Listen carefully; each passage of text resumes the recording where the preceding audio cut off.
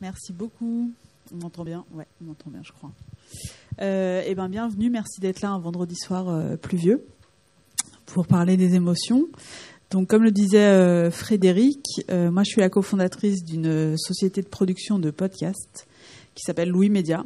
Pour ceux qui ne savent pas ce que c'est les podcasts, je vais dire ce que c'est après. Je vais expliquer, au cas où, parce qu'on ne sait jamais.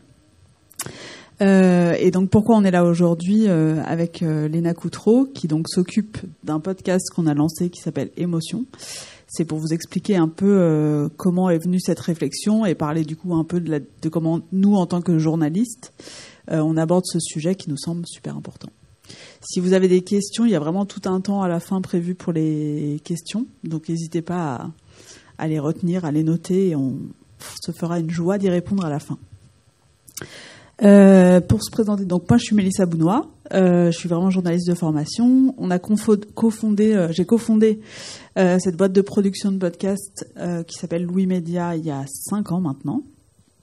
Et donc au-delà du podcast Émotion dont on va beaucoup parler aujourd'hui, il y a on fait plein d'autres podcasts sur plein d'autres sujets, sur la nourriture, sur le travail, plein de choses comme ça. Et donc je vais laisser Léna se présenter, expliquer comment tu es arrivée à Émotion.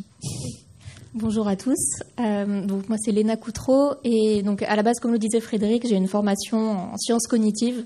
Donc j'ai commencé par faire de la recherche scientifique. Ensuite je suis arrivée à un point où je me suis dit que la recherche scientifique c'était intéressant, tout ce qui concernait le cerveau et les émotions déjà m'intéressait beaucoup, mais que ce qui m'intéressait le plus c'était vraiment de transmettre ce savoir plus que de le trouver moi-même, donc transmettre les découvertes des autres. Donc je me suis orientée vers le journalisme scientifique et à partir de ce moment-là j'ai découvert les podcasts et notamment le podcast Émotion, que j'ai découvert donc en tant qu'auditrice au début. Et puis voilà, aujourd'hui, je suis très heureuse d'y travailler. Merveilleux. Juste pour vous expliquer du coup ce que c'est un podcast, j'avais des pages, mais je vais commencer par ça au cas où. C'est donc une émission sonore, il n'y a pas d'image. Où dans le cas d'Émotion, c'est un documentaire, donc c'est vraiment que des choses vraies. Nous, on est journalistes, et l'idée, c'est vraiment de décortiquer dans Émotion à chaque épisode une émotion, et plus précisément parce que donc on va vous parler des grandes émotions, mais il y a vraiment plein d'angles possibles, d'angles d'approche possibles, et donc on essaye à chaque fois. Aujourd'hui, je pense qu'on a 155 épisodes d'émotions.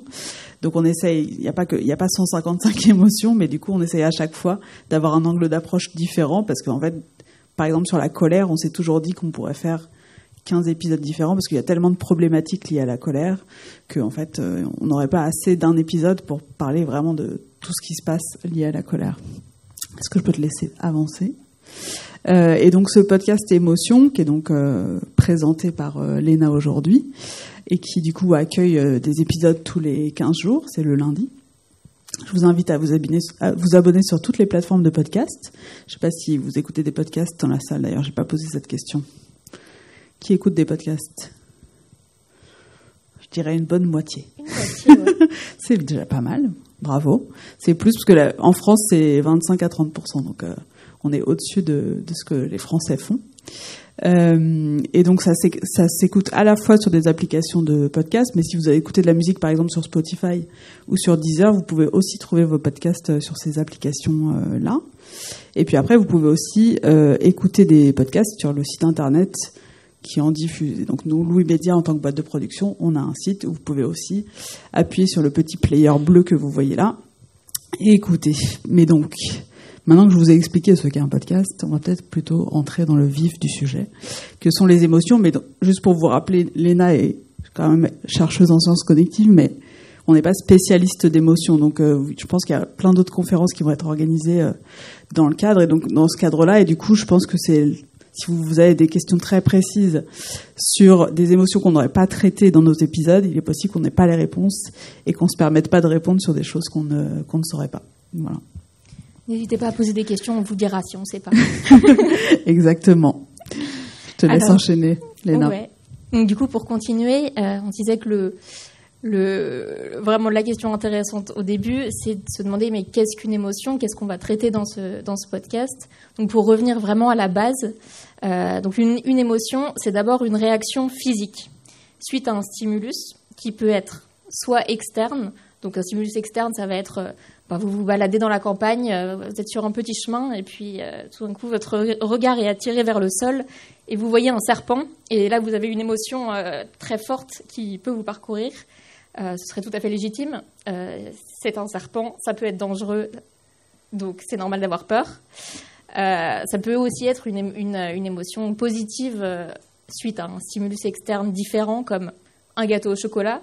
Vous vous baladez dans votre maison, vous trouvez par hasard sur la table un gâteau au chocolat. Là, c'est plutôt une émotion de joie qui va vous parcourir, a priori. Donc voilà, ça c'est pour les stimulus externes. Et ça peut aussi être un stimulus interne qui provoque une émotion de type une pensée, par exemple. Donc vous vous baladez cette fois-ci dans la rue et vous vous dites « mince, j'ai oublié d'aller chercher les enfants à l'école ». Problème. Donc ça peut vous provoquer de l'anxiété, du stress, de la culpabilité, de la honte, ça peut vous procurer toute une palette d'émotions. Et donc voilà, ça ce serait un stimulus interne par exemple. Donc une émotion, ça peut être, comme on l'a vu, ça peut être coloré positivement dans le cas du gâteau au chocolat, ça peut être coloré négativement dans le cas du serpent. Et ça va aussi s'accompagner de modifications de l'état du corps. Donc une augmentation de la vigilance, par exemple, dans le cas du serpent. Le stress va entraîner, par exemple, dans le cas de la peur, une pâleur du visage. Ou dans le cas de la honte ou de la culpabilité, ça peut entraîner une rougeur des joues, qu'on connaît tous bien. Ça peut accélérer aussi la respiration. Donc le stress, là comme on est en début de conférence, par exemple, je suis un peu stressée. Donc je vais avoir tendance à parler vite, mon débit va être accéléré, j'ai une respiration un peu plus rapide, je peux devenir un peu rouge. Voilà, c'est plein d'exemples pour vous illustrer le stress. Les battements du cœur, donc qui vont avec, qui peuvent s'accélérer. Et enfin, les émotions, ça peut aussi provoquer des expressions faciales, ça en provoque la plupart du temps, comme le sourire, le froncement des sourcils par exemple, des modifications de la voix, comme l'exemple que je viens de vous donner. Et puis, ça peut aussi provoquer des postures ou des gestes particuliers. Donc, un geste typique de peur, ça va être la fuite, s'enfuir en courant, par exemple, suite à un serpent ou à autre chose. Ça va pouvoir être aussi des postures un peu refermées quand on est stressé, quand on est malheureux, on va avoir tendance à se refermer un peu sur soi-même, ou au contraire des postures d'ouverture quand on se sent bien, qu'on est à l'aise, qu'on est joyeux. Voilà, donc ça peut être un stimulus interne ou externe avec différentes valeurs émotionnelles. Et du coup, ce sur quoi j'ai envie d'insister vraiment sur ce que c'est qu'une émotion, c'est qu'il y a vraiment cette dimension d'interaction entre le corps et l'esprit. C'est-à-dire qu'on va ressentir une émotion dans son corps avant de pouvoir mettre un mot dessus. Donc en fait, ça arrive dans le corps avant d'arriver à la conscience. Et pour illustrer ça, je vous propose d'écouter un extrait d'un épisode qu'on a sorti sur la jalousie. Donc dans cet extrait, vous allez entendre Anne-Clotilde Ziegler, qui est psychothérapeute, et qui explique justement l'importance de cette interaction corps-esprit. Si on revient sur l'extrait du coup. Merci. C'est important de faire la différence entre une émotion et un sentiment. L'émotion, c'est une réaction psychophysique ou physico-psychique en fait, puisque l'émotion, elle arrive dans le centre de l'émotion du cerveau avant d'arriver au cortex, c'est-à-dire qu'on la ressent avant de la penser. Et c'est fugace, une émotion, ça dure quelques minutes. Un sentiment, c'est l'histoire qu'on se raconte sur l'émotion qui arrive. C'est ça qui va durer longtemps, et c'est cette capacité à nous raconter une histoire en boucle et une histoire douloureuse qui va faire en fait le nid de notre malheur. Les émotions qui sont dans la jalousie, c'est la peur, la colère, la tristesse, ça peut être de la douleur, des paroxysmes de tristesse. Mais l'histoire qu'on se raconte par-dessus, celle de la peur de perdre, celle de la trahison, celle de nanana, ça amène un sentiment. Et dans le cas d'une jalousie, on va dire infondée ou sans raison réelle quand le partenaire est fidèle, c'est pas chez le partenaire et c'est pas dans le monde extérieur qu'il faut aller voir cette fois, c'est à l'intérieur de moi, qu'est-ce qui fait que je suis convaincue qu'on va me trahir. Souvent, la personne, par exemple, passe son temps à se comparer. Mais du coup, quand on se compare, on on trouve toujours mieux, surtout si on a envie de trouver mieux. Selon la chercheuse, il n'est jamais trop tard pour s'entraîner. Ah non, ça c'était pas prévu. Le petit bout à la fin. Mais ce que je trouve vraiment intéressant dans cet extrait d'Anne-Clotilde Ziegler, qui est psychothérapeute, donc, c'est que elle insiste sur le fait que l'émotion, c'est vraiment la sensation corporelle qui est ressentie dans une situation, alors que le sentiment, comme elle dit, c'est l'histoire qu'on se fabrique autour de cette sensation corporelle. Donc c'est vraiment l'interprétation, c'est le sens qu'on donne à cette émotion. Voilà, c'est ça que je trouve vraiment intéressant. Et ce qui est aussi intéressant de noter, c'est que en fait, c'est pas l'un et l'autre séparés. C'est vraiment les pensées peuvent agir sur le corps également. Donc le sentiment peut en retour agir sur l'émotion aussi. On le voit bien quand on est dans une situation d'examen, par exemple, qu'on est stressé et qu'on se dit « Oh là là, il faut surtout pas que je stresse parce que sinon je vais tout rater », ce qui nous fait stresser encore plus. Et donc, du coup, on est encore plus coupable. On se dit « Oh là là, il faut surtout pas que je stresse ». Et donc, comme ça, la pensée, le sentiment va augmenter l'émotion qu'on ressent. Et de la même manière, il y a aussi du renforcement positif qui existe. Quand on pense au sourire, notamment, il y a des études qui ont été faites dans les années 80 par un psychologue allemand qui a montré que quand il demandait à des participants de tenir un crayon ou un stylo entre ses dents en essayant de ne pas le toucher avec leurs lèvres, donc ça donnait quelque chose comme ça. Donc ça forçait les gens à sourire. Et en fait, à ce moment-là, ça augmentait leurs sentiments positifs. Quand ils s'auto-évaluaient, ils ressentaient plus de sentiments positifs qu'avant. Donc en fait, le simple fait d'afficher un sourire, une expression faciale de sourire, pouvait modifier l'état de bien-être interne des participants. Donc voilà, c'est vraiment une interaction constante. Et c'est aussi ce que me racontait la neuroscientifique Olga Klimetsky, qui est donc une personne que j'ai interviewée dans le cadre d'un autre épisode pour Émotion, un épisode qui était sur l'empathie et jusqu'où peut-on aller par empathie extrême, dont je vous parlerai un petit peu plus par la suite. Et elle me racontait qu'on pouvait, même par la pratique de la compassion, augmenter le niveau de bien-être individuel. Et elle a mené des expériences en sciences cognitives dans ce sens. Je vous propose de l'écouter aussi. J'aimais beaucoup m'occuper aussi des bébés, Selon la chercheuse, il n'est jamais trop tard pour s'entraîner à la compassion, même chez les adultes. C'est ce qu'a montré Olga Klimetsky lors d'une expérience de sciences cognitives. Dans cette méthode, on imagine une série de personnes et on cultive des bons vœux vis-à-vis de ces personnes-là. Un exemple un peu plus concret, on commence avec un bienfaiteur. Donc c'est une personne qui nous a fait beaucoup de bien, ça peut être un parent, un grand-parent, idéalement qui évoque un sentiment de chaleur, de bienveillance chez nous. Moi, par exemple, je prends ma grand-mère, donc j'imagine ma grand-mère comme si elle est en face de moi. Et ensuite, j'envoie des bons vœux à ma grand-mère. Donc, puisses-tu être heureuse, puisses-tu être en bonne santé, puisses-tu être en sécurité. On fait attention à son ressenti. Qu'est-ce que je ressens pendant que je fais la pratique? Ensuite, on prend soi-même. Donc, puisse-je être heureuse, puisse-je être en sécurité, puisse-je être en bonne santé. Ensuite, on passe à une personne neutre. Donc, par exemple, une personne qui travaille au supermarché, là où on fait ses courses. On cultive ses vœux pour cette personne-là.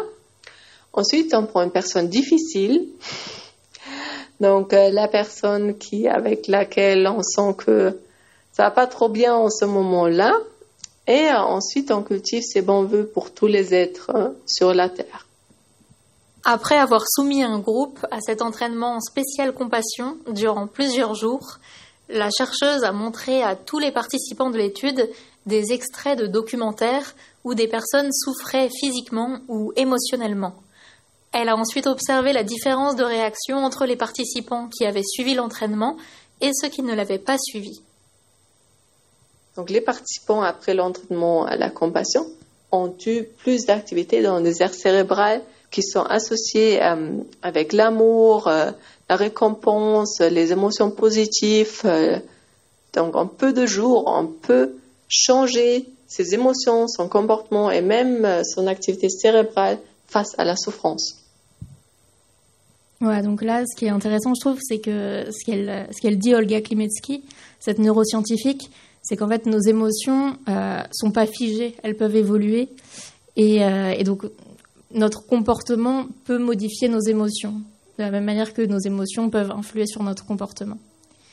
Donc voilà, on peut apprendre à les exprimer, on peut apprendre à les reconnaître. C'est pas quelque chose d'inné qui va jamais bouger, quoi. Heureusement.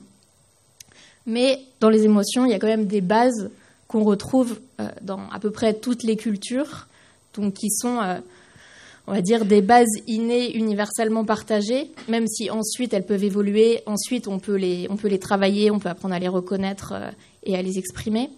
Et donc, c'est ce qu'on appelle les 6 émotions de base, qui sont la peur, la surprise, la joie, la tristesse, la colère et le dégoût. Même si pour le dégoût, il y a débat. On ne sait pas si c'est dans absolument toutes les cultures qu'on l'exprime de la même manière.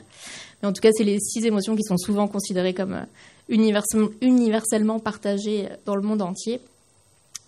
Et voilà, donc c'est particulièrement important, je trouve, d'apprendre à reconnaître une émotion parce que ça permet déjà de se rendre compte lorsqu'elle advient, soit chez soi, soit chez les autres, quand on est en interaction avec eux. Et puis, du coup, ça permet aussi d'apprendre à gérer des situations émotionnellement compliquées parce qu'on reconnaît l'émotion et que, du coup, on est capable d'agir en fonction. Donc, par exemple, si on sait qu'on est une personne particulièrement colérique, qu'on a tendance à se mettre en colère facilement, et ben le fait d'identifier sa colère, le fait d'être capable de se dire sur le moment « Ah, là, je suis en train de monter, je suis en colère. Ok, ça, c'est de la colère, ce que je suis en train de ressentir en ce moment. » Ça permet déjà de redescendre d'un cran. En fait. Ça permet déjà de prendre un peu de recul par rapport à soi-même et de ne pas plonger dans la colère comme ça directement. Donc voilà, en fait, dans le podcast Émotion, c'est ça qu'on essaye de faire, en tout cas d'aider à faire, c'est à identifier les émotions, à les comprendre. Et donc pour ça, on propose des témoignages variés qui permettent de se reconnaître soi-même dans tout type de situation émotionnelle de sa propre vie. Voilà, on interroge des experts qui nous permettent de mieux comprendre comment telle ou telle émotion va survenir. Et ça, c'est un truc dont moi, je me suis rendu compte personnellement dès le départ, dès que j'ai commencé à écouter les premiers épisodes d'Émotion, c'est qu'en écoutant les autres, on a vraiment très souvent des moments où on se dit « Ah mais oui, ah mais ça c'est moi, mais exactement, ok, d'accord, merci, je suis pas la seule personne à ressentir ça. » Et du coup, avec les experts, on comprend pourquoi on ressent ça. Donc voilà, moi c'est ça qui m'a plu beaucoup au départ avec Émotion. Je vais peut-être laisser Mélissa continuer en présentant le début du podcast. Du coup, j'avais une petite question pour vous. Ah, il y a déjà une question. Où tu lèves la main parce que j'ai posé une question dans la... Ouais. Sur les 6 émotions, il y en a une qui est réellement positive, la joie, une qui est ambivalente, la surprise, et le reste sont généralement négatifs. Est-ce qu'il y a eu une recherche là-dessus pour essayer de comprendre pourquoi ? C'est super intéressant comme question. Je pense qu'il n'y a pas encore de consensus scientifique sur cette question-là. Mais ce que je peux te dire éventuellement, c'est que la peur, en tout cas pour ce qui est de la peur, qui est donc une des émotions négatives universellement partagées, c'est une émotion qui est particulièrement utile d'un point de vue évolutionnaire. Parce que grâce à la peur, on peut échapper à des prédateurs. Donc grâce à la peur, on a pu survivre à une époque, notre espèce a pu survivre en ayant le bon réflexe de s'échapper quand elle voyait un serpent ou un lion. Et donc ça peut être une réponse pour la peur, qui est que elle nous a aidé à survivre au cours du temps. Après, pour les autres émotions, pourquoi il y a plus d'émotions universellement partagées qui sont négatives que positives ? J'ai pas la réponse complète. Très bonne question. Et donc j'avais une autre question pour vous, c'est qui parle ici régulièrement de ses émotions ? N'ayez pas peur. 1 main, 2 mains, 3 mains, 4 mains, 5 mains. C'est pour ça qu'on a lancé Émotion, parce qu'en fait on se disait que les gens ne parlent pas forcément assez de leurs émotions, mais aussi parce que parfois ils savent pas comment en parler, parce qu'ils les comprennent pas vraiment, parce que c'est vrai que journalistiquement scientifiquement, c'est un sujet de plus en plus étudié, mais qui a vraiment mis du temps à être étudié et à être pris comme un objet de recherche vraiment sérieux.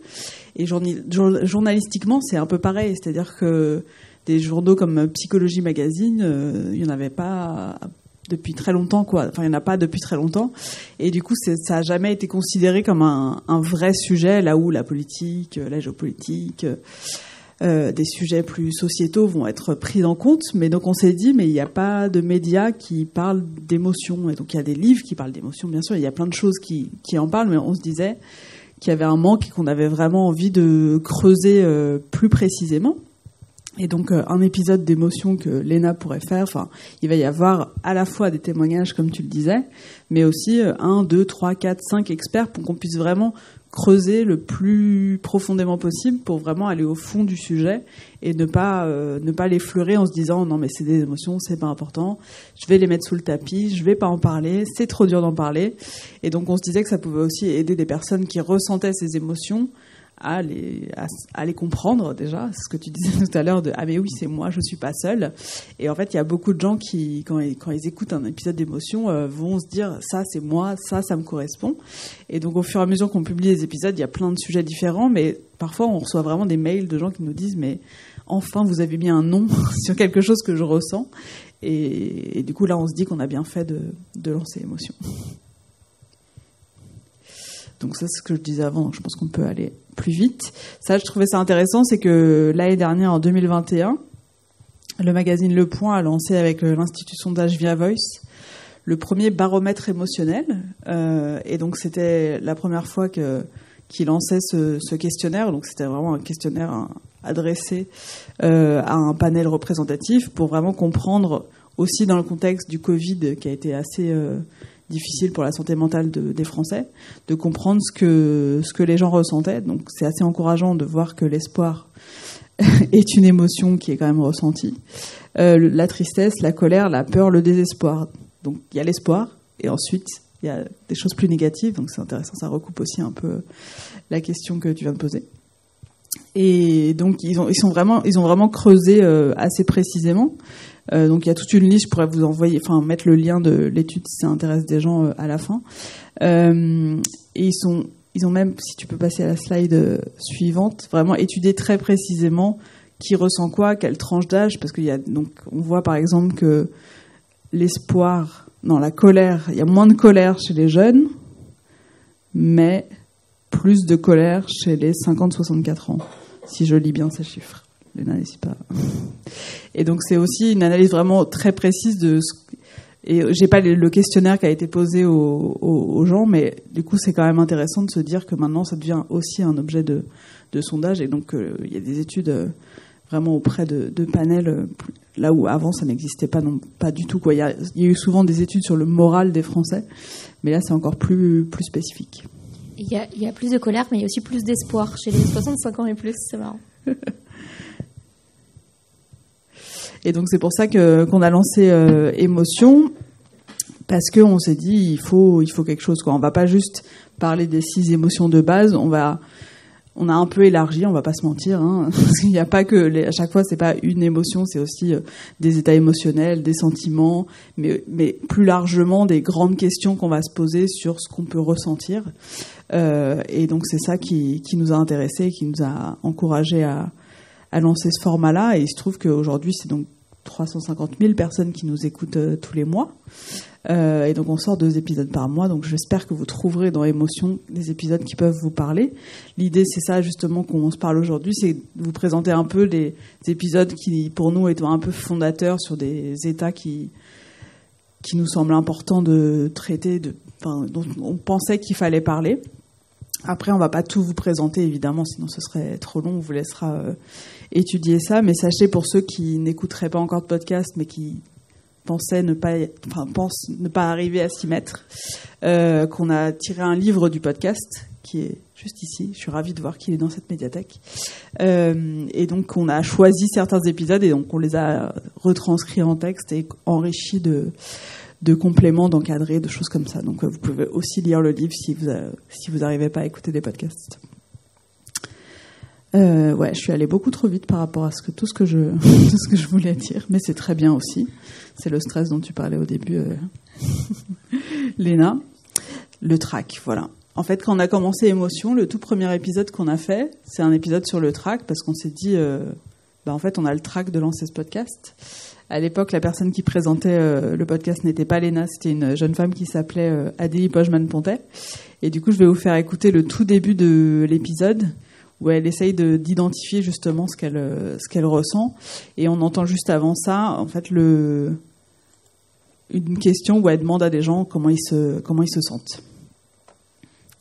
C'est pas celui-là. Et j'ai jamais réussi à reprendre un bon rythme. Effectivement, là, c'est assez problématique parce qu'effectivement, c'est une influence en plus énorme sur les...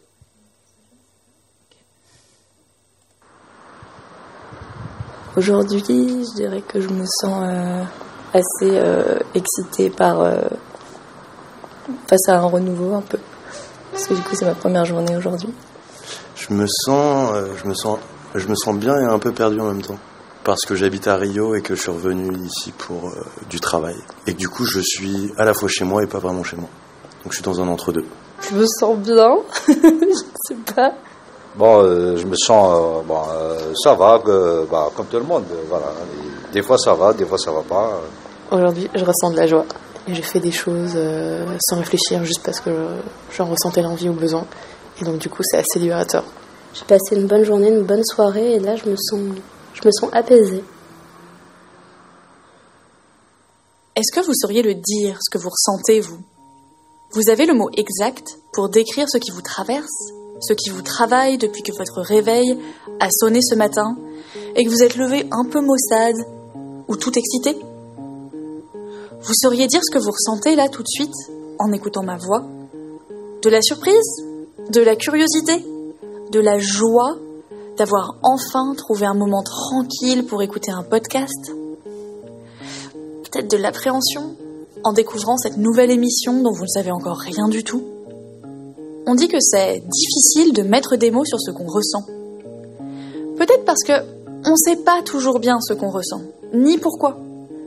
Parce qu'on est souvent un peu perdu dans le fouillis de notre jungle intérieure. C'est justement ça que j'ai envie d'explorer dans ce podcast. Je m'appelle Adélie Pojman-Pontet, bienvenue dans Émotion.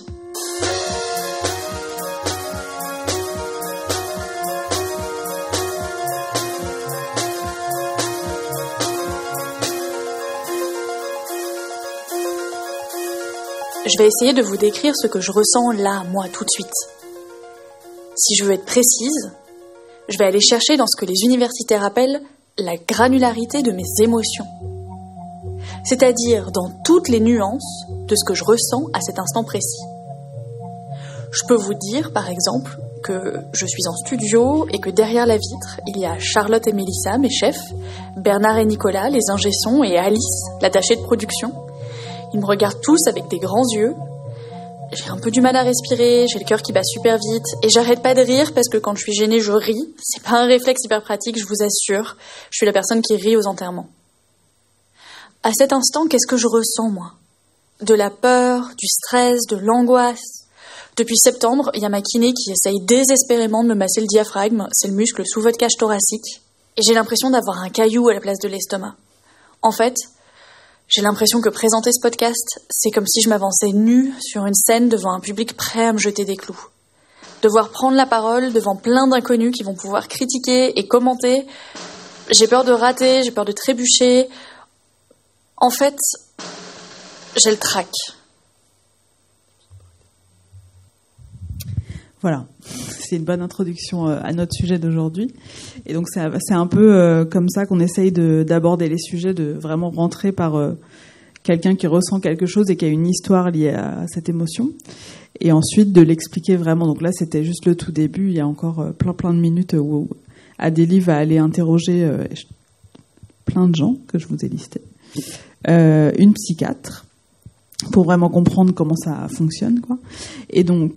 Ensuite, elle voulait parler à des gens qui ont vraiment eu le trac de manière maladive parce qu'elle avait une petite angoisse, mais de fait, Adélie, elle était en studio et elle a réussi à présenter son premier épisode et il est super. Et il a parlé aussi à beaucoup de gens. Mais donc, on va vraiment essayer de décortiquer ça point par point. Et c'est vrai que c'est un sujet, le trac, où je pense que peut-être chaque personne dans cette salle l'a le ressenti, que ce soit dans une réunion ou à un moment important de vos vies. Et donc, on avait envie de commencer par là. on peut peut-être passer à l'épisode suivant, qui est la confiance en soi, qui n'est pas non plus une émotion à proprement parler, mais qui du coup est un épisode où beaucoup de gens avaient envie de l'écouter. On voulait vraiment essayer d'apprendre aux gens, de faire un épisode pour dire vous pouvez y arriver. Parce que souvent tout le monde vous dira non, moi j'ai pas du tout confiance en soi. Et ce qui est marrant dans cet épisode, c'est qu'on a interviewé un humoriste qui s'appelle Navo, qui écrit vachement pour des séries comme Bref, qui a coécrit Bref, série de Canal+, mini-série, et une autre super série que je vous conseille qui s'appelle Serge le Mytho, qui sans surprise parle d'un mytho incarné par Jonathan Cohen. Et donc Navo, lui, au contraire, il a toujours eu confiance en lui, parce que sa mère vraiment lui a dit toujours mon fils, tu es génial, et ça a suffi. Enfin, elle a pas dit que ça, je pense, mais ça a suffi en tout cas à faire qu'il a jamais peur de mal faire quelque chose ou de se dire c'est une mauvaise idée, mais c'est pas grave. D'avoir confiance en la suivante, quoi. Mais je veux juste vous faire écouter un petit bout de l'épisode qui n'est pas Navo, mais qui est le départ de la confiance en soi.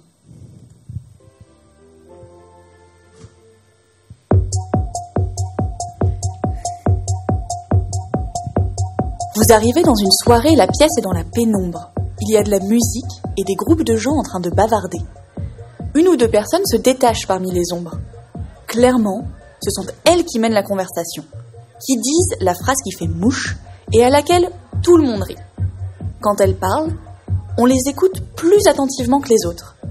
Pourtant, elles ne parlent pas plus fort, elles ont juste l'air de parfaitement occuper l'espace qui est le leur. De ne pas douter de ce qu'elles vont dire, ni de ce qu'elles dégagent. Elles semblent très ancrées en elles-mêmes. Vous voyez le genre de personnes dont je parle ? Ce sont ces personnes qui dégagent quelque chose d'impalpable, une aura presque. Peut-être vous impressionnent-elles, ou peut-être vous attirent-elles. Ce qui est sûr, c'est que vous les avez repérées d'un seul coup d'œil. Ces personnes ont confiance en elles. Cette aisance qu'elles dégagent, ce naturel, ça fait envie. Vous aussi, vous aimeriez bien être entouré de ce halo autour de vous. Pourquoi certaines personnes ont confiance en elles et d'autres non ? Est-ce qu'elles ont juste eu la chance de tomber sur les gènes dorés de la confiance en eux, comme Charlie et son billet gagnant pour visiter la chocolaterie de Willy Wonka ? Est-ce qu'au contraire, elle se construit cette confiance ? Comment fait-on pour apprendre à la ressentir ? Je m'appelle Adélie Pojman-Pontet, bienvenue dans Émotion.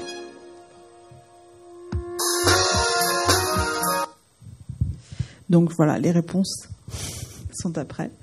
J'aurais voulu tout vous diffuser, mais il fallait qu'on fasse des choix. Ensuite, il y avait un sujet qui a vraiment que je voulais absolument parler, dont je voulais absolument parler aujourd'hui, c'est le syndrome de l'imposteur, parce que à l'époque où on a diffusé cet épisode, il y a plein de gens qui n'avaient pas encore identifié ce que c'était et qui ressentaient ça.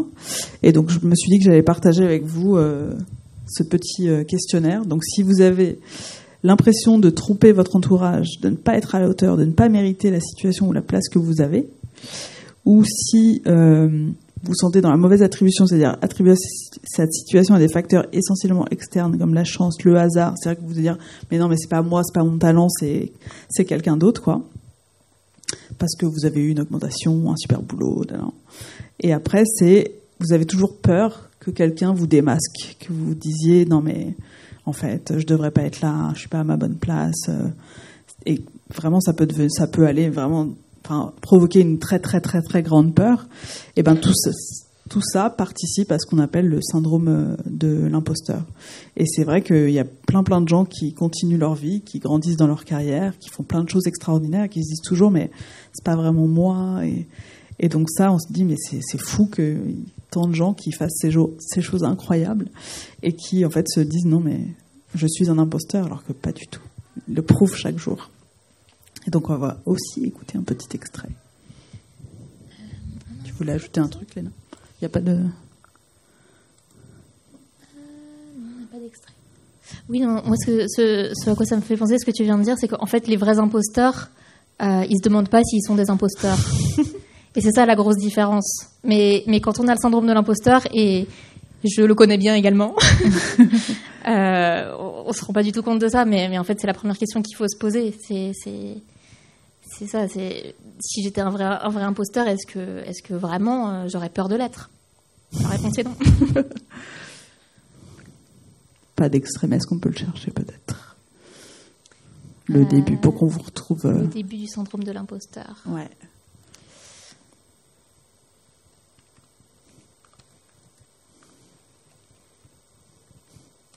Est-ce qu'il y a des questions en attendant? Vous êtes très studieux. Ou alors il y a des syndromes de l'imposteur qui font que vous ne posez pas de questions.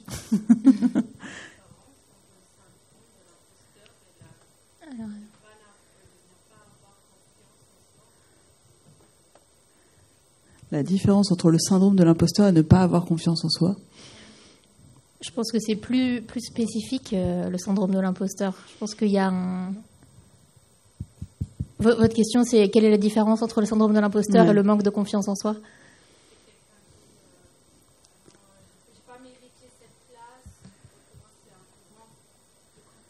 Je pense qu'en effet, c'est lié et toutes les émotions qu'on traite, elles sont pas séparées les unes des autres totalement, elles se recoupent toutes un petit peu.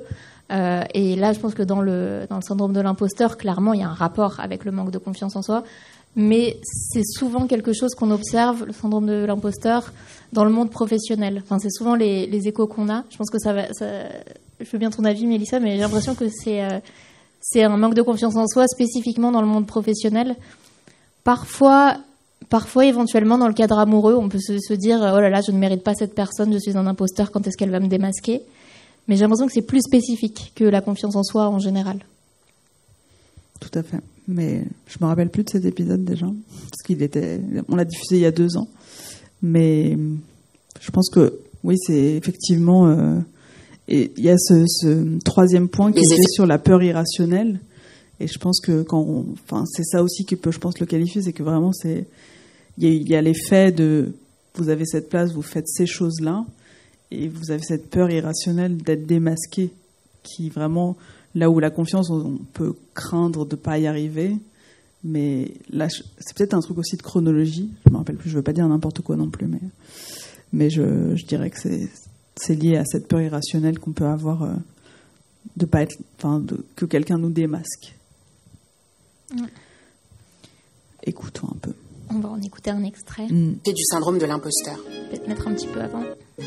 60 à 70% de la population mondiale peut être amenée à ressentir au moins une fois dans sa vie les effets du syndrome de l'imposteur. Mais pourquoi sommes-nous donc si nombreux à nous dire atteints du syndrome de l'imposteur? Comment en est-il? Et est-ce que c'est si grave de l'avoir? Je m'appelle Cyrielle Bedu. Bienvenue dans Émotion.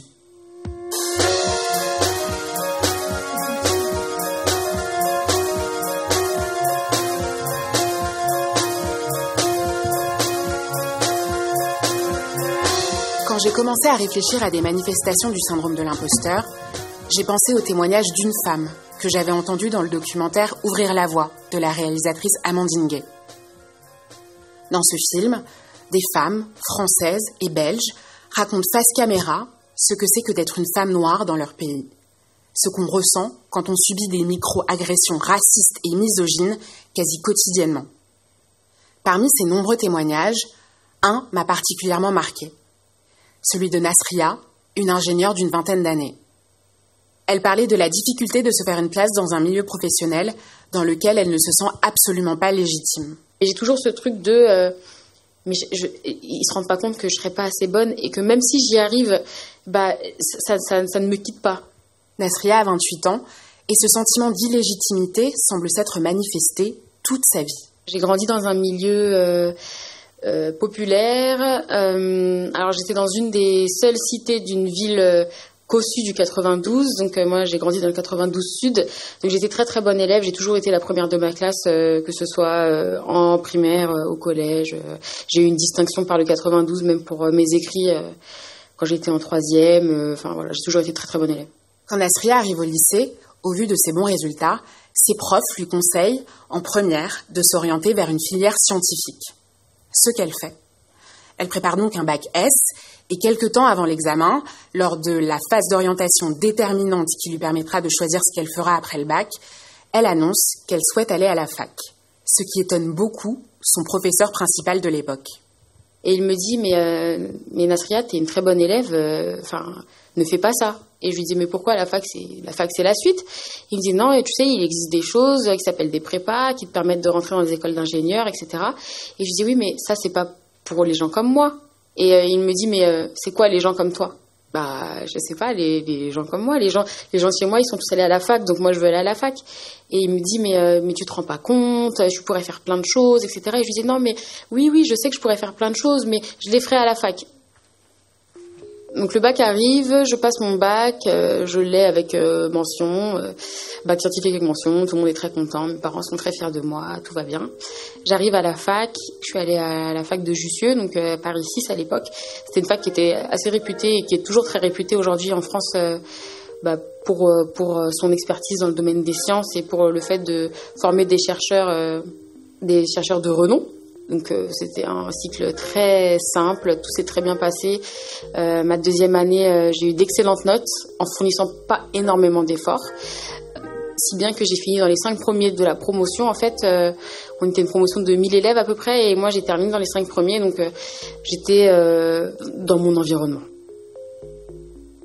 Et un jour, je reçois un mail du doyen et qui me convoque dans son bureau pour un entretien. Donc je me disais, bon, c'est un peu bizarre, j'ai des bonnes notes, il n'y a pas de raison qu'ils s'entretiennent avec moi, j'ai pas brûlé la fac, je comprends pas. Et je demande à mes camarades autour de moi, vous avez reçu un mail d'entretien et tout, et ils me disent que non. Alors je commence à encore plus avoir peur, je me dis, ça y est, ma vie elle est foutue, on va me virer de la fac, je suis directement convoquée par le doyen. Donc le doyen m'appelle et j'y vais, je vais à la convocation, donc pas très bien, pas très à l'aise, et le doyen, il est très direct, tout de suite, il me demande ce que je veux faire. Donc, je lui dis que je n'en ai aucune idée. Et il me répond très directement, alors, normalement, c'est pas mon rôle de te dire ça, Nasria, mais je pense que t'es pas à ta place ici. Donc, je le prends pas très bien, et puis il me dit, tu sais, tu devrais faire une grande école d'ingénieur. Et je lui demande pourquoi, il me dit, t'as les notes, t'as le profil, t'as le caractère, tu devrais pas être ici, parce qu'ici, tu vas sûrement regretter de rester ici. Et je lui dis, je vois pas pourquoi, je suis dans une des meilleures facs de France. Il me dit, oui, mais ça reste ta fac. Et on sait qu'aujourd'hui, en France, il y a un système qui s'appelle les grandes écoles qui fournit à la France les hauts cadres français. Et je pense que tu as toute ta place là-bas. Et il a énormément parlé de place et ça m'a beaucoup marqué. Donc moi, je lui dis que de toute façon, c'est trop tard, j'ai pas fait de prépa, je me vois pas me relancer dans une prépa, j'ai 20 ans, je me vois... Alors à l'époque, je me disais ça, j'ai 20 ans, je me vois pas avec des petites 18 ans, il n'y a pas énormément de différence, mais je me voyais absolument pas repartir pour moi à zéro pour mener une filière qui lui nomme d'excellence, qui ne correspondait peut-être pas à moi, à mon excellence, ou en tout cas, dans une excellence où je ne me voyais absolument pas. Il me dit, Nasria, ce qu'on va faire, moi je connais un certain nombre d'écoles en fait qui prennent sur dossier, qui ont un système d'admission parallèle que je ne connaissais pas du tout. Donc je vais te faire une lettre de recommandation signée de mon nom et tu regardes cette liste et s'il y a une ou plusieurs écoles qui te conviennent, n'hésite pas à postuler, je ne t'en voudrais pas. Et je lui ai dit, ok, je vais y réfléchir. Et du coup, j'ai tenté, mais j'ai pas fait, par exemple, j'ai été très, très sélective, en fait. Aujourd'hui, quand j'y repense, je me rends compte que j'avais mis énormément de critères à la sélection des écoles que je voulais faire. Des critères, qui n'avaient pas forcément de fondement, mais j'ai l'impression que je voulais plus me mettre des bâtons dans les roues qu'autre chose. Et au final, sur toute la liste qui m'a fournie, je n'ai postulé qu'à une seule école. Donc c'était l'école la plus proche de Paris, celle où je savais que si ça se passait mal, je pouvais rentrer chez moi. Du coup, j'en ai choisi une. J'ai constitué le dossier. Pareil, j'ai pris énormément de temps à le constituer alors que c'était pas si compliqué que ça. Et je l'ai déposé en temps et en heure, mais de justesse. J'ai reçu une réponse très vite qui me disait que je pouvais participer aux derniers entretiens de sélection pour rentrer directement dans le cycle d'ingénieur. Donc, de ne pas faire les 2 ans de prépa et de rentrer directement en 3e année, qui était d'ailleurs tout bénéf pour moi parce que ça me permettait de ne pas perdre d'année. J'ai pas sauté au plafond et j'y suis allée. J'étais assez défaitiste et en plus j'arrêtais pas de me dire que de toute façon ça ne marcherait pas parce que c'était pas là où je devais être. Est-ce que le comportement de Nasria vous paraît familier ? Alors, vous n'osez pas. Et donc le syndrome de l'imposteur, et on a vraiment eu beaucoup de retours de gens qui qui n'avait jamais identifié, en fait. Et c'est vrai que c'est un nom qui a été donné, je sais plus à quel moment, mais qui est en fait assez récent. Et donc j'aime toujours en parler parce qu'il y a toujours des gens qui ne savent pas que c'est ça qu'ils peuvent ressentir. Et c'est vraiment beaucoup de monde, comme le disait la journaliste qui a fait cet épisode. Hop. Du coup, je vais laisser la parole à Léna, parce que Léna a donc fait plusieurs épisodes d'émotions, pour qu'elle vous explique un peu comment on réfléchit les émotions et comment tu as réfléchi des angles très spécifiques sur 3 ou 4 des épisodes sur lesquels tu as travaillé. Yes. Oui, donc moi, avant d'être à la production du podcast, du coup, j'ai été journaliste, donc j'ai réalisé plusieurs épisodes pour le podcast Émotion. C'est pour ça qu'on entendait ma voix tout à l'heure, je ne sais pas si vous l'avez remarqué, dans l'épisode avec la neuroscientifique Olga Klimetsky sur la compassion. Et donc voilà, je voulais vous présenter quelques épisodes que j'ai réalisés pour vous montrer un peu comment est-ce qu'on travaille, comment est-ce qu'on construit un épisode et comment est-ce que le projet commence à chaque fois. Donc là, cet épisode-là, c'est « Peut-on vivre heureux et heureuse dans l'incertitude ?» Donc c'est le dernier que j'ai réalisé. Et donc celui-là, à la base, je pense qu'il y avait vraiment cette interrogation de, comme je vous disais tout à l'heure, ma formation initiale, c'est la recherche scientifique. Et j'en suis partie pour faire du journalisme. Je pense parce que notamment, donc il y avait cette volonté de transmettre, et je pense que aussi il y avait cette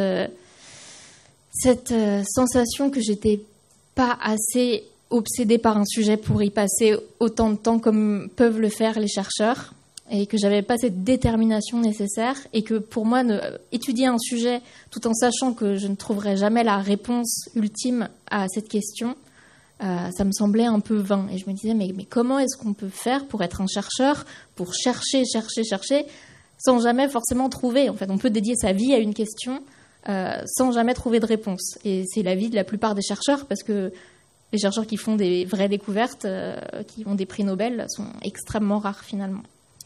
Donc c'est parti un peu de cette question-là. Donc c'est une question que je me posais dans mon quotidien à l'époque, et que je me pose toujours aujourd'hui. En fait, comment font ces gens ? Comment font mes amis qui ont continué dans la recherche pour être heureux dans l'incertitude, pour trouver leur joie dans un métier où le quotidien est de chercher sans forcément trouver de réponse. Donc dans cet épisode-là, justement, je me suis tournée vers Juliette, qui est une amie à moi, qui est chercheuse en sciences cognitives et qui est très, très... Comment dire ? Elle apprécie beaucoup de ne pas trouver les réponses, parce que elle, ce qu'elle aime justement, c'est chercher. Donc son cas m'intéressait beaucoup. Et je suis allée l'interroger. Donc elle m'a raconté tout ce qui lui plaisait dans la recherche, à quel point en fait c'était le process qui lui plaisait plus que le résultat final.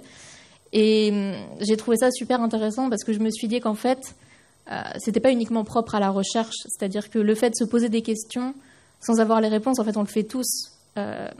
Ça peut être des questions... moi je sais qu'il y a une question dont je parle d'ailleurs dans l'épisode, si vous allez l'écouter vous reconnaîtrez. Je me pose la question depuis très longtemps, qu'est-ce que ça veut dire qu'être amoureux ? Et en fait, cette question-là, je me la pose depuis des années. J'en ai pas marre de me la poser, parce qu'à chaque fois, je trouve des nouvelles informations. Je me documente et je me dis « Ah oui, ça aussi, c'est super intéressant ». Et je lis plein de bouquins et je vais voir des conférences sur le sujet. Et du coup, en fait, j'aurai jamais la réponse finale. Mais ce qui m'intéresse, c'est d'avoir des éléments de réponse sur le sujet. Et il y a cette question-là, mais il y a aussi des questions beaucoup plus terre-à-terre de tous les jours, des questions qu'on se pose tous, du genre quand est-ce que ce sera fini le Covid ? On n'a pas la réponse à cette question, mais on se la pose quand même, parce que ça nous donne de l'espoir de nous dire mais il va y avoir une fin, donc quand est-ce que ce sera fini le Covid ?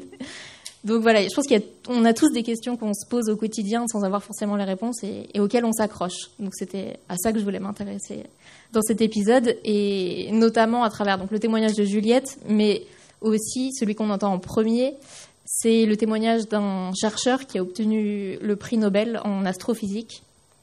C'est un astrophysicien qui a obtenu le prix Nobel de physique, pour être exact, en 2019. Et je vous dirai pas pour quelle découverte, parce que ça, il le raconte dans le podcast. Mais c'est passionnant. J'ai adoré faire cette interview et c'est vraiment un personnage. Je vous conseille de l'écouter vivement. Cet épisode-là, oui, voilà, c'était sur l'empathie. Donc c'est l'épisode dont on a entendu un extrait tout à l'heure avec Olga Klimetsky sur la compassion. Et alors cet épisode-là, il part du constat que j'ai dans mon entourage plusieurs personnes que j'ai du mal à comprendre dans leur relation aux autres, parce que je constate que ces personnes sont, pour certaines, dans un sacrifice permanent qui leur fait du mal. J'ai certaines personnes avec lesquelles je discute et qui en sont conscientes par ailleurs, mais qui n'arrivent pas à s'empêcher d'être dans le sacrifice, en fait, qui ont une empathie envers les autres, qui les pousse à se donner, à être vraiment dans le don de soi, au point de se brûler les ailes et de se faire mal à elles-mêmes. Et donc, moi, j'ai pas du tout été élevée dans la culture du sacrifice. On va dire familialement, j'ai une culture où on fait vraiment attention chacun aux autres, mais on n'est pas poussé au sacrifice du tout. Et c'est pas le cas de certains de mes amis qui ont plutôt été élevés dans l'inverse. Et du coup, ça m'intéressait vraiment de comprendre comment est-ce qu'on pouvait en arriver là. Et pour ça, j'ai interviewé encore un ami. Donc, vous voyez que c'est souvent des connaissances en fait qui apparaissent dans les podcasts. C'est souvent le réseau proche, parce que c'est des gens dont on connaît intimement les émotions. Donc, c'est des gens dont on se dit que ces gens-là ont des histoires à raconter, même si pas seulement. Mais en tout cas, moi, c'est souvent comme ça que je fonctionne. Et cet ami-là, c'est un ami qui a des problèmes à cause de son empathie au quotidien, parce que il a vraiment une empathie extrême qui le pousse, par exemple, parfois à ne pas savoir dire non quand quelqu'un lui propose de se marier avec lui. Et les conséquences ne sont pas toujours incroyables quand lui n'avait pas envie, par exemple. Voilà, donc il raconte son histoire. Et dans cet épisode, on entend aussi Olga Klimetsky, du coup, la neuroscientifique, qui est, elle, spécialisée sur l'empathie et la compassion. Et j'ai trouvé ça assez intéressant, ce qu'elle disait. Alors, c'est pas dans l'extrait que vous avez entendu, il va falloir écouter l'épisode. Mais elle raconte un moment la différence entre l'empathie et la compassion. Et je m'étais jamais posé cette question-là, mais il y a une différence fondamentale, en fait, qui est que l'empathie, c'est vraiment un sentiment qu'on va ressentir en miroir par rapport à l'autre. Donc, si l'autre est triste, je vais être triste, par exemple. Alors que la compassion, c'est le fait d'être capable de comprendre ce que ressent l'autre, mais sans nécessairement le ressentir soi-même, et d'avoir une volonté d'action, donc d'aller vers cette personne, de la faire aller mieux, de l'envelopper avec bienveillance et de la mener vers un ailleurs plus positif. Donc là où l'empathie peut devenir dévorante et mener au sacrifice et mener à des conséquences très négatives pour soi-même, parfois, si elle est mal dosée, si elle est mal gérée, bien sûr. Il ne s'agit pas de dire que l'empathie, c'est mal, mais si elle est mal dosée, ça peut avoir des conséquences négatives. Alors que la compassion, voilà, c'est plutôt cette démarche extrêmement positive de « je veux t'emmener vers plus de confort ». Voilà, qu'est-ce qu'on avait d'autre ? Oui. Que beaucoup de personnes t'ont contacté à la suite de cet épisode. Oui, c'est vrai qu'à la suite de cet épisode, j'avais eu pas mal de messages, notamment de mamans qui me disaient qu'elles se reconnaissaient beaucoup dans cet épisode. Et je pense que ça en dit beaucoup sur notre société, parce que l'empathie, c'est une émotion extrêmement genrée. Et voilà, et les mamans sont, en tout cas celles qui m'ont contactée, m'ont dit qu'elles se reconnaissaient beaucoup dans cette démarche de sacrifice dans laquelle elles s'étaient embarquées un peu malgré elles, mais voilà, elles ressentaient que ça leur arrivait au quotidien de se donner et d'avoir l'impression d'aller trop loin pour elles-mêmes. Donc c'est vrai que c'est souvent intéressant d'avoir les retours des gens, et bon, c'est très gratifiant aussi quand on fait un épisode et qu'il y a des gens qui viennent nous voir en nous disant que ça les a aidés, qui se sont sentis moins seuls. Là, c'était le cas pour cet épisode. Oui.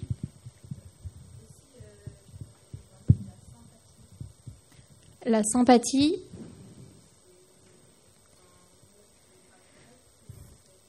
J'ai l'impression que la sympathie, c'est une traduction d'un mot anglais qui serait sympathy. Et parce que la sympathie en français, c'est du coup le fait d'être sympathique. Enfin, je suis pas sûre que ce soit vraiment une émotion à proprement parler. Mais en revanche, je crois qu'en anglais, sympathy, ça veut dire empathie. Je crois que c'est ça. Tout de suite. Je crois que c'est en anglais, tu as sympathy et compassion.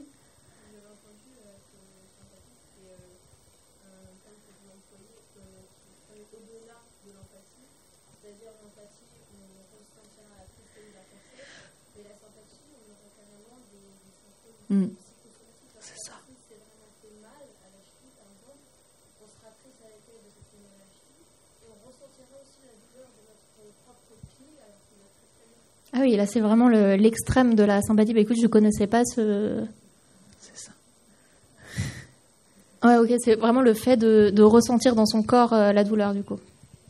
Bah écoute, je connaissais pas, mais ouais. Carrément. Il y a une distinction intéressante aussi entre... parce qu'après, voilà, quand on va dans les termes, il y a l'empathie cognitive et l'empathie émotionnelle aussi qui sont différentes. Et en fait, l'empathie cognitive, c'est assez proche de la compassion finalement, parce que l'empathie émotionnelle, c'est vraiment ce truc de miroir, de tu es triste, je suis triste. Et l'empathie cognitive, ça va être je comprends que tu es en train d'être triste, mais je ne le ressens pas moi-même. Et la compassion, ça va au-delà, c'est je comprends que tu es en train d'être triste, je ne le ressens pas moi-même, et j'ai envie de t'aider. Il y a cette dimension d'aide et d'action qui est dans la compassion. Mais ok, donc sympathie en plus. Merci. S'il n'y a pas d'autres questions, je peux vous présenter 2 autres épisodes si vous voulez. Je vais vous présenter 2 autres épisodes. Donc, il y en a un qui est sur la perception qu'on a de la douleur dans le monde médical. Et cet épisode, il m'a été inspiré par une amie, encore une fois, qui s'appelle Léa, qui a 31 ans et qui témoigne dans cet épisode parce qu'elle a subi une errance diagnostique de 7 ans. Parce que Léa, elle est atteinte d'endométriose, ce qui est extrêmement douloureux, notamment au moment des menstruations. Et en fait, pendant 7 ans, elle est allée de médecin en médecin sans jamais que quiconque lui dise de quoi est-ce qu'elle souffrait. Parce qu'en fait, c'est une maladie qui a été très méconnue, qui l'est encore aujourd'hui, mais fort heureusement de moins en moins, donc qui est de plus en plus connue. Et donc voilà, donc finalement, elle a réussi à obtenir un diagnostic. Mais ce qui est intéressant, c'est de se rendre compte à quel point dans le monde médical, la douleur n'est pas forcément prise au sérieux par le personnel soignant quand elle n'est pas visible, c'est-à-dire quand elle n'est pas observable via un instrument de mesure comme un IRM ou un scanner. Et moi, ce que j'ai trouvé fou en faisant cet épisode, c'est que dans les études de médecine, quelles que soient les spécialités, il n'y a aucune formation en psychologie qui soit obligatoire. En fait, il y a des heures de psychologie qui sont facultatives, auxquelles les étudiants peuvent aller, mais ce n'est pas obligatoire. Alors, évidemment, quand les médecins se retrouvent confrontés à un patient qui souffre et qui n'est pas capable de lui montrer une douleur physique, puisqu'elle n'apparaît pas à l'instrument de mesure, le médecin a tendance à dire « c'est dans votre tête ». Et le « c'est dans votre tête » fait extrêmement mal à la personne qui souffre, parce qu'elle se dit qu'en fait sa douleur est niée, elle se dit que peut-être qu'elle est tout simplement folle et qu'elle se met à douter d'elle-même. En fait, c'est le cas, c'est ce que raconte mon amie dans ce témoignage, c'est qu'elle s'est mise elle-même à douter de sa propre douleur. Donc ça peut aller très loin et ça peut même empirer la maladie en question, la douleur en question. Donc voilà, ça me tenait à cœur de faire un sujet sur ce sujet-là pour cette raison-là. Et je pense que c'est normal en fait qu'on en arrive là s'il n'y a pas de cours de psycho pour les médecins obligatoires, parce que une fois arrivés dans le monde professionnel, les médecins qui n'ont jamais eu de formation à l'annonce de diagnostic même par exemple, enfin il faut les comprendre, c'est pas facile d'annoncer un diagnostic parfois grave à quelqu'un. Si on n'a jamais été formé à ça, c'est très très dur. Et donc voilà, je pense ça amène plein de pistes d'amélioration pour la société aussi, au niveau de la sphère médicale en tout cas. Et le dernier épisode dont je voulais vous parler, qui est sur une note un petit peu plus joyeuse, qui est sur le rire. Donc je me suis posé la question, pourquoi faire rire les autres nous réchauffe-t-il le cœur ? Parce que je suis partie encore une fois d'une réflexion personnelle qui était que j'aime bien faire rire les autres, je trouve ça valorisant, et je suis souvent dans des cercles d'amis où tout le monde aime bien faire rire les autres, donc on rit beaucoup. mais ce que je trouve intéressant, c'est qu'est-ce qui nous pousse à faire rire les autres ? Pourquoi est-ce que c'est si valorisant en fait de faire rire les autres, et qu'est-ce qu'on voit, qu'est-ce qui nous plaît tellement dans le regard de l'autre quand on arrive à le faire rire ? Donc c'est cette question-là que je me suis posée. Et pour ça, je suis allée interviewer des gens dont c'est le métier de faire rire les autres. Donc, pas des humoristes, mais pas loin. Un garçon qui était, qui est toujours prof d'improvisation théâtrale. Donc l'impro théâtrale, c'est comme du théâtre, sauf qu'il n'y a pas de texte. Et c'est souvent très drôle. Et donc j'ai été le voir pour lui demander quels étaient les ressorts comiques que lui utilisait et pourquoi est-ce qu'il en était arrivé à faire ce métier. Qu'est-ce que ça lui apportait en fait de faire ce métier. Donc il m'a parlé de son adolescence. Je vous laisserai découvrir ça dans l'épisode, mais comment est-ce qu'il en est arrivé à trouver ça aussi valorisant de faire rire les autres. C'est aussi une manière d'appartenir à un groupe finalement. Et donc dans cet épisode, il y a aussi un réalisateur de dessins animés pour enfants qui s'exprime et qui raconte comment est-ce qu'il en est arrivé là et comment est-ce qu'on fait rire les enfants. Et pour vérifier tout ce qu'il me disait, je suis allée voir une petite fille de 6 ans. Je lui ai montré le dessin animé de ce réalisateur et je l'ai enregistré rire pendant ce dessin animé en lui demandant à chaque fois qu'est-ce qui t'a fait rigoler à tel moment. Donc voilà, on l'entend écrouler de rire, nous raconter qu'est-ce qui l'a fait rigoler à chaque moment de l'épisode. Et je pense que la dernière chose qui m'a vraiment intéressée dans cet épisode-là, c'était l'expert que j'ai interviewé, qui est un primatologue. On s'y attend pas forcément quand on va parler du rire, mais en fait le rire, c'est pas quelque chose de spécifiquement humain, c'est quelque chose qui est partagé dans le règne animal, et notamment chez les primates. Et donc lui m'expliquait à quel point en fait le rire avait été fondamental dans l'évolution de l'espèce humaine, parce que c'est un ciment du groupe en fait, et que au même titre que ce qu'on disait tout à l'heure sur la peur qui nous a permis de mieux nous défendre face aux prédateurs et qui, du coup, a rendu cette émotion très ancrée dans notre civilisation, on peut dire. Le rire aussi, en fait, le rire nous a permis de nous défendre contre les prédateurs dans le sens où il nous a permis de faire groupe. Donc, il nous a permis d'être plus ensemble pour arriver à se défendre plus efficacement. Aussi pour arriver à mieux s'organiser en tant que société, pour trouver à manger, par exemple, faire la chasse. À 10, c'est plus facile que tout seul. Voilà. Donc, le rire a vraiment été un élément fondamental dans l'évolution de l'espèce humaine. Je pense que c'est l'un des trucs qui m'a le plus surprise quand j'ai fait cet épisode. Donc, voilà, quelques exemples d'angles et de questions qu'on se pose dans Émotion. Si vous voulez en savoir plus de détails, n'hésitez pas. Ils sont tous sur Internet. Et donc, on arrive à la fin de notre présentation. Et donc, on se demandait si vous aviez des questions pour nous, parce que l'idée, c'est aussi d'échanger avec vous. N'ayez pas peur, même si c'est une émotion importante, on l'a dit. On est ouverte à tout type de questions sur tout type de sujet. On essaiera de vous répondre, et quand on ne saura pas, on vous dira. Oui. Je reviens sur une question que vous avez posée tout à l'heure, quand vous avez demandé qui parle de ces émotions.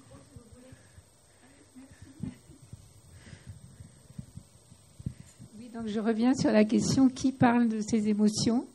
Et je voudrais avoir votre avis, parce que moi je me demandais si ce n'était pas aussi à la fois une question de génération. Parce que c'est vrai que moi, quand j'avais l'âge de ma petite fille, psychologie, ça n'existait pas, il n'y avait pas du tout. Et puis aussi, une question de génération, parce qu'on ne parlait pas de ces émotions, il ne fallait pas en parler. Et peut-être aussi une question culturelle, parce que dans certaines provinces françaises, on ne parlait pas non plus, et peut-être aussi dans d'autres pays, ça je ne connais pas assez, mais on ne devait pas afficher ces émotions, parce que ça ne se faisait pas, quoi. Tout à fait. Enfin, c'est une intuition. Je voudrais avoir un peu votre avis là-dessus. C'était vraiment au cœur de quand on a lancé le projet, de se dire parce que dans l'équipe, on se disait toujours, enfin, on en parle beaucoup et on dit toujours que l'équipe de Louis Média, on est une âme de grands sensibles et qu'on a besoin de parler de nos émotions et que c'est un peu tellement urgent qu'on en parle. Mais c'est vrai que dans l'équipe, je pense qu'on a une moyenne d'âge de 30 à 40, donc entre 30 et 40. Et c'est vrai que, enfin, si je pense aux générations d'avant, même dans ma famille, mes parents sont là ce soir, il y a vraiment, je pense, à chaque génération de plus en plus de sujets évoqués. Mais c'est vrai que ce que ma mère me disait souvent, c'est, non, on va pas, enfin, elle me disait pas ça à moi, maman, mais de la génération du dessus, aller voir des psys, c'était quand on était fou, quoi. Alors qu'aujourd'hui, moi, je vois une psy et j'ai pas de troubles notables, mais j'ai besoin de parler de ce que je ressens. Et c'est vrai que je pense que il y a beaucoup plus de sujets aujourd'hui dans les médias sur la santé mentale et c'est traité vraiment plus en profondeur. Mais je pense que même il y a 10 ans, c'était très difficile d'en parler, de dire. Et en plus, comme effectivement on n'en parlait pas, il n'y avait pas de mots, donc c'était impossible de verbaliser. Et c'est vrai que même, tu disais, dans la médecine, il n'y a pas non plus ça dans la formation des médecins. Donc je pense qu'il y a beaucoup de choses qui finalement se manifestent physiquement, parce qu'en fait on réprime aussi beaucoup d'émotions et que du coup ça se traduit autrement, quoi. Et qu'on somatise et que du coup on va avoir des choses. Donc c'est vraiment... Justement, on n'a pas j'ai pas d'études sur ça, mais je pense qu'il doit y en avoir. C'est que aujourd'hui, c'est beaucoup plus facile et j'espère que ça le sera de plus en plus. Mais c'est aussi grâce à la recherche scientifique où c'est vrai que il y a, 30 ans, il n'y en avait pas sur les émotions. Ouais, c'est un phénomène très très nouveau en effet qu'on s'intéresse aux émotions et je pense que c'est d'ailleurs en interaction avec l'évolution de la culture. C'est-à-dire on s'y intéresse plus parce qu'il y a plus d'études et il y a plus d'études parce qu'on s'y intéresse plus. C'est en lien, c'est sûr. Mais on espère que toutes les générations, en écoutant, ou en parlant, ou en lisant sur le sujet, réussira à s'ouvrir. Mais c'est long. C'est très long. Oui. Aussi, pour revenir sur cette question de génération, malgré le fait que dans la société actuelle, on parle plus de nos émotions, il y a quand même cette éducation qui est donc transmise de parents aux enfants, qui reste même de manière implicite. Par exemple, je vois ma mère qui est extrêmement passionnée par la psychologie comme moi, mais qui malgré tout reproduit des schémas de ce qu'elle a eu comme éducation elle, c'est-à-dire j'estime que j'ai une maturité la maturité suffisante pour comprendre certains sujets. Il y a certaines choses qu'elle a apprises parce qu'elle s'y intéresse depuis peu sur la psychologie, que moi, j'avais compris par moi-même quand j'avais 7 ans. Bon, c'était que sur un seul élément, ça, mais la plupart du temps, c'est des choses que j'ai compris par moi-même, pas entièrement, que j'ai cru comprendre, mais que j'ai compris relativement jeune et qu'elle découvre aujourd'hui, parce que justement, son éducation, elle, n'était pas du tout basée sur le fait de parler de ses émotions. Et donc, elle ne m'en parle pas directement parce qu'elle estime que, oui, les enfants, on les met pas dans ce genre d'histoire. Et malgré tout, cette éducation, elle m'a quand même donné une éducation qui est de parler de soi, qui met l'enfant à un certain niveau en tant que personne, en tant qu'individu. Mais malgré cette éducation, implicitement, j'ai quand même un comportement qui se rattache à l'éducation qu'elle a eue, elle, où on est un enfant, c'est pas une personne, un enfant réellement. Et malgré ça, malgré le fait que sa mère aussi avait quand même cette considération en tant que son enfant, en tant que personne, il y a quand même ce découlement de génération en génération qui, malgré une éducation qui n'est plus basée sur ça, reste, mais que j'ai créé ça de moi-même alors qu'elle me l'a jamais dit, quoi. Et il y a cette notion-là de l'implicite. Oui, de transmission et aussi de mimétisme, en fait. Oui. C'est ça, c'est quand on n'apprend pas à parler des émotions, c'est difficile de... Donc c'est un apprentissage progressif, quoi. Donc ça prend du temps, de l'expérience, et puis chacun a ses émotions, sa façon de ressentir les choses. Donc ce que toi tu vas ressentir va pas être ce que ta mère va ressentir, et donc c'est difficile parfois de sentir et de comprendre la personne en face. Et parfois on a tellement d'empathie, on ressent tellement que ça devient extrême, quoi. Merci pour ce partage.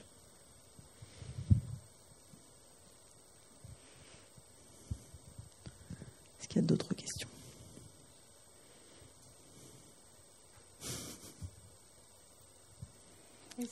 Moi je poserais une question, est-ce que exprimer ses émotions c'est plus féminin ? Et là c'est un petit clin d'œil parce qu'en regardant la photo de votre équipe, elle est essentiellement féminine. Je lisais un livre, j'ai commencé un livre qui est très très intéressant d'une autrice et essayiste, Bell Hooks, je ne saurais plus son domaine de compétences précis, mais qui a écrit un livre qui est américaine, qui s'appelle La volonté de changer, où elle expliquait comment tout le livre est en fait une étude sur les hommes et la masculinité. Et elle explique d'entrée, la base du livre, c'est vraiment que en gros, les hommes ne sont pas encouragés, on leur apprend pas à parler de leurs émotions parce que ça pourrait les dévaloriser. En tout cas, ça n'irait pas dans le sens de l'image de l'homme viril, patriarcal, qui est fort. Et donc, parler de ses émotions, c'est très souvent associé à un comportement féminin, parce que on va se confier, on va être triste, on va ressentir des choses, on va être une petite chose fragile. Et donc ça, c'est les restes en fait je vais le dire trop vite, mais d'un système qui est très patriarcal, très construit autour de la domination masculine, et qui fait que du coup les femmes peuvent exprimer leurs émotions parce qu'on les autorise à être fragiles, là où les hommes on va pas les autoriser. Donc même si il y avait l'exemple qu'elle donnait dans ce livre, elle donne des exemples justement de jeunes hommes qui veulent parler de leurs émotions, dont les parents les encouragent à parler de leurs émotions. Et elle explique qu'en fait, même un jeune homme qui en fait avait envie d'en parler, en parlait à l'école. En fait, à l'école, c'est les autres enfants qui avaient été éduqués différemment, qui lui renvoyaient le fait que il était moins bien parce qu'en fait, il parlait de ses émotions, quoi. Et donc, même si on a des super parents qui veulent nous apprendre à parler de nos émotions, parfois c'est le reste de la société qui est toujours ancré dans un découpage très genré homme-femme, de comportements très clichés, quoi, qui fait que on a du mal aussi à progresser. Je crois qu'il y avait une autre question ici au milieu.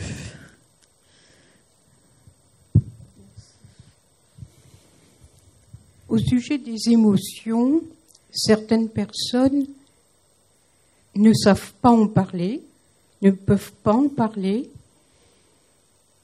Mais je voudrais savoir s'il existe des personnes qui ne ressentent pas les émotions. Je crois qu'on a un épisode là-dessus. Peut-on ne rien ressentir ? Ouais, peut-on ne rien ressentir ? Je me souviens plus ce qu'il y a dedans, malheureusement. Mais si vous voulez, je vous enverrai le lien. C'est vraiment quelque chose qui a été identifié. Donc oui, pour répondre à votre question. Trop brièvement, mais oui. Oui, je pense que ce sera nuancé dans l'épisode. Parce que rien ressentir du tout, comme on le disait tout à l'heure, d'un point de vue évolutionnaire, ça me semble vraiment très compliqué. Mais il y a probablement des personnes qui ont une palette émotionnelle beaucoup plus réduite que d'autres. Ça c'est sûr, ouais. C'est probablement ce qui est traité dans l'épisode, mais à voir.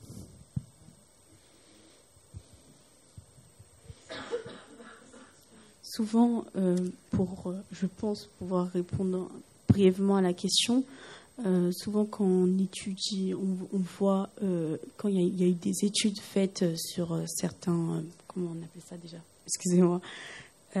Sur certains psychopathes ou des personnes avec des déficiences mentales, on voit en faisant des excusez-moi, j'ai plus les termes. En observant leur cortex dans leur cerveau, on voit que certaines zones sont beaucoup plus petites et la zone où on ressent certaines émotions. Et il y a souvent des lésions ou quelque chose qui a eu à la naissance ou lorsque l'enfant était encore dans le ventre de sa mère.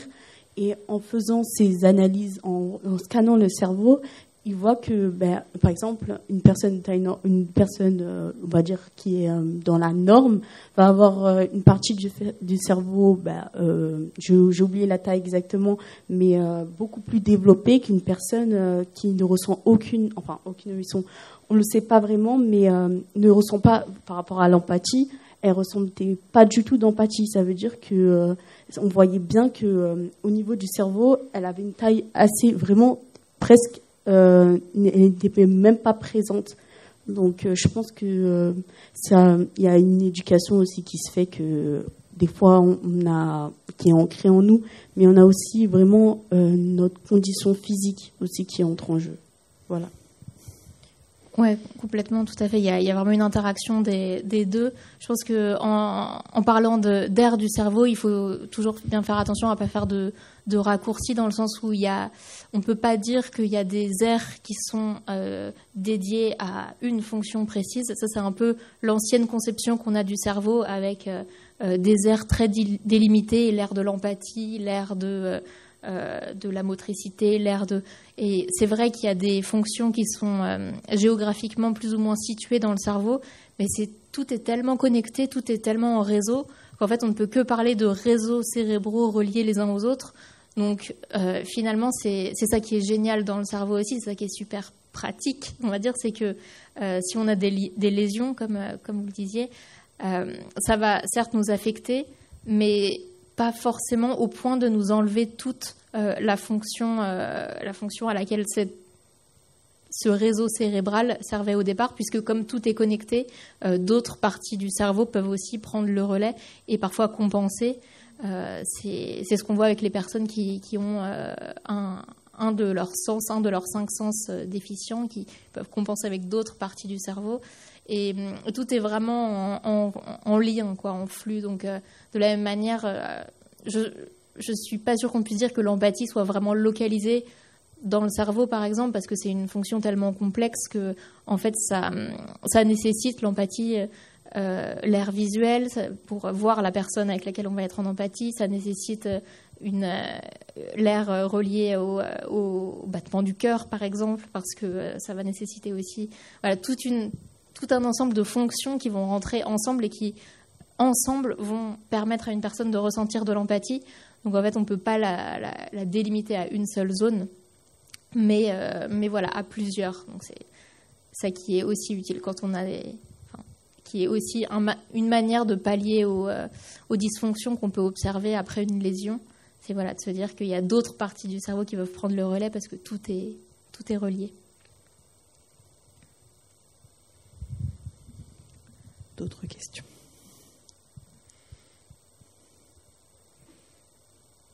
Ou on s'arrête là parce que vous avez envie de rigoler et que c'est vendredi soir? Oui. C'était déjà assez intense. Merci beaucoup à tous, tous et toutes d'être venus. Merci beaucoup. Merci. Si vous avez des questions, donc on a laissé l'adresse mail. Et donc je vous le répète, si vous voulez écouter Émotion, vous pouvez le faire sur Internet, sur toutes les applis d'écoute de musique ou de podcast. Et si vous préférez les livres, parce que nous sommes dans une bibliothèque, il y a ce livre Émotion qu'on a sorti là. Mais je vois qu'il y a plein d'autres livres sur les émotions tout autour, donc que je vous encourage à lire aussi, évidemment. Merci pour l'accueil ici, et merci. Et bon vendredi soir, du coup. Bon week-end. Au revoir.